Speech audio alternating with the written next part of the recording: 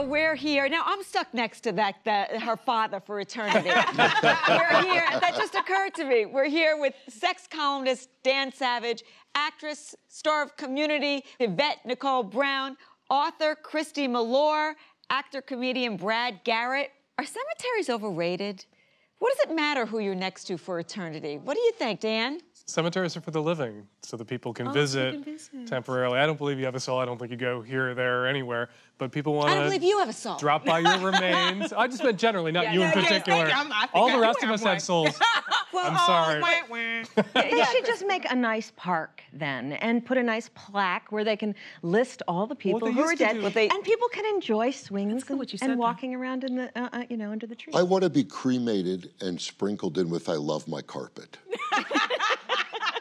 And then just, because I keep having this dream that it's open, my knees, I won't fit in the casket. Yeah, you're a rough one. You know, they'll have to Do you have bury to me pay like more for a plot for somebody your size? I'm not doing the plot. No, me neither. I'm not doing the plot thing either. To me, I think it's the biggest ripoff in the world. Yeah, it is. I really do. And where do the bodies go after a while? Like, I mean, 100 years they just rot. That's why I'm going to be cremated. Which would be a great ad. How do they run out of They're space? sealed. Why would they run out of space, though, for everyone? I mean... But they are. I mean, more and more people getting cremated. Like, even the idea that there are cemeteries, people talking about plots anywhere. What's interesting is what they used to do is they would bury people in the churchyard and they leave you there for 20, 30 years. Your relatives would all forget about you. Then they take your bones and move them into the basement. Oh, is that true? Yeah. I think that's just the Catholics.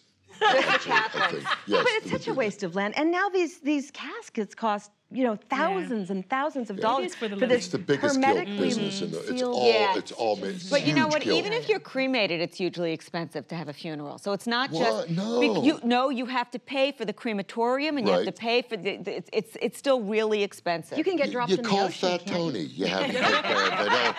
He'll hose out the trunk and he'll burn you in there. It's all good. I like with the carpet thing. The carpet, and you vacuum and it's done. It's closure. You're gone, you're gone. Now, here's a question. Larry is overly sensitive, it seems, to service people. Yes. Was he being ridiculous about the limo? I happen to always feel that guilt about the driver. If a driver's waiting for me for a long time, if I'm running around doing press all day or something, I always say, go get lunch, I'll bring them something.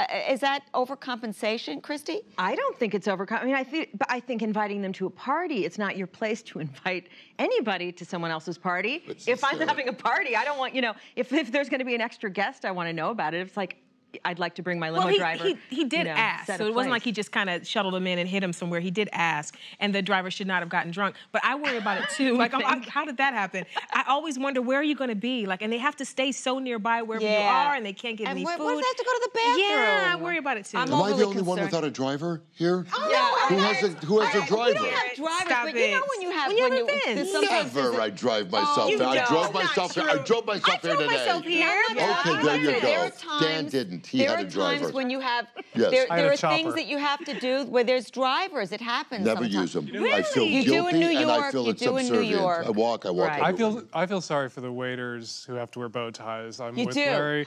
Like the more like misery making and sort of bottom rung the job, the more humiliating the outfit. And it's just heaping like insult on the injury of the work. Monkey suit. And you would think more people in entertainment would have sympathy because so many people in entertainment start out waiting and driving and doing these entry-level service jobs. Do you think, Dan, that Ted was, what Larry was accusing Ted of is that it makes him feel better about himself to have the guy in the bow tie? He said it classes up the joint. Well, that's what Ted said, but what Larry said was, you're feeling better.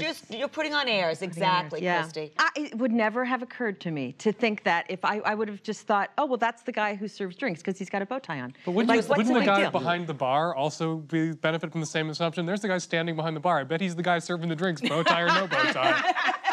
Exactly. Yeah, but I guess I don't see wearing a bow tie as a really horrible thing. My dad wore a bow tie, so I just like I have fun. I think your dad was horrible. He was not. I think your dad was horrible to wear a bow tie. Maybe if it's a real cool one that you tie. I don't know. Yeah. Do you know how to tie a bow tie? No. I do. The penguin is a bow tie. The penguin's wearing a bow tie. Actually, you know what? Can I tell you he doesn't feel that subservient penguin to is you. actually, I think, a golf company.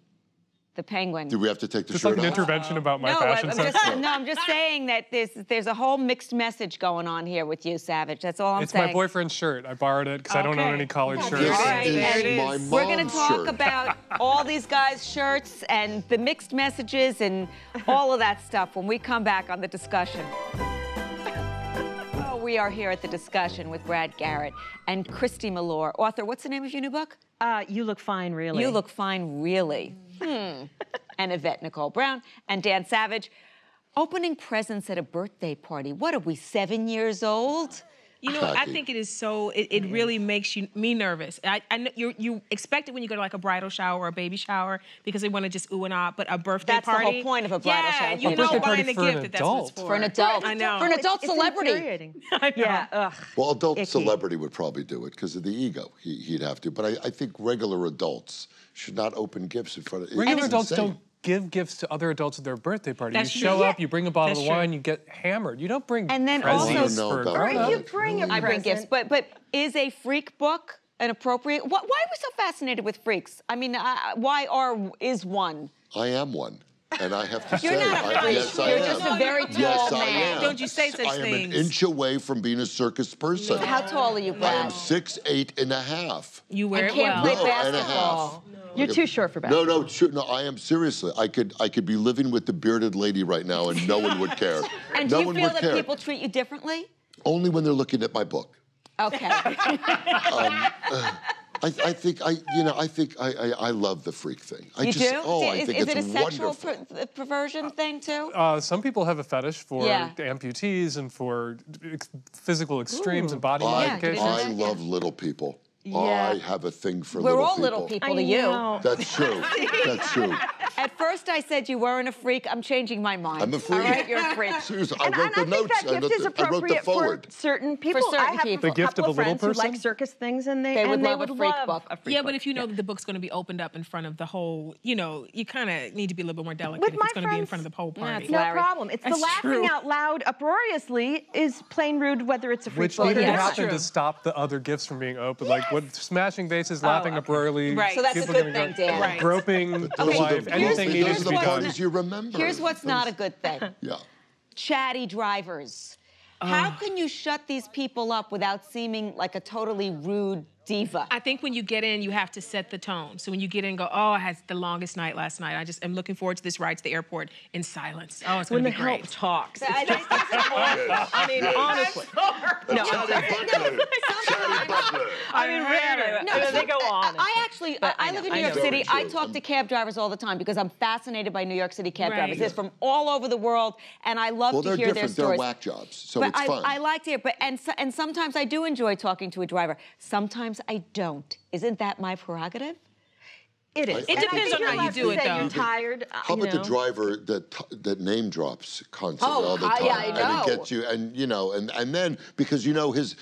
Next week, when he picks up gonna talk about you? Ruth Buzzy, he's going to say, "Oh, I had that circus Jew, Brad Garrett, and couldn't get his spider legs." And then, Brad, then you got to overtip.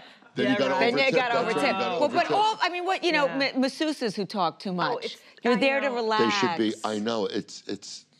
What you were saying about your kills hair? the I get my erection. haircut by a It nice just when Korean they lady talk who like doesn't speak English because we 'Cause you don't can't wanna talk chat. to each other. I sleep. I close my eyes and sleep So while relaxed. she cuts my hair. And you're not allowed to do that in a regular salon with a native English speaker. Or You have to have a whole relationship. Well, you can't just ask. But sometimes you So like you to got to have get a an relationship. immigrant, someone illegal to No, hold a razor to your scalp. I actually That's a good enjoy point. my colorist. I actually enjoy talking to her. I enjoy it. But that's a relation. It's an ongoing relationship. Yes. A lot of times with the limo driver. And why do we assume that these guys know how to drive? We just put our life in their hands. This guy's a drunk. How do we know that Aren't they're they drinking certified? before? Don't they have to have a certain type of license to drive but a that car? doesn't mean he wasn't drinking before he picked you up. Well, we trust everybody on the 405 and riding around with us, so we might and as on well the trust the person airplane that's that you driving. rode in, Yeah, you we trust don't know the about pilot that wasn't. Maybe we shouldn't be trusting them. It's true. We should You revolt? hear about Should we these revolt? airline pilots now. I'll take 10 chatty Yeah. drivers over one chatty person sitting next to me on a flight for 6 hours. Oh, That's yeah. I would take a That's chatty very- person sitting next to me on a flight over a chatty toddler sitting next to me on a I flight. will take You know the what? chatty over bad breath. You know Bad what? breath I next will to me. take all of you chatty you- people We're just anytime because I'm 'Cause we're having a great freaks. time. It's fun, And yet- right? We're done now. This discussion's over. We all belong in the freak book. We all belong in the freak book. No, I don't want to leave. Hey. It's a good thing. Embrace your freak.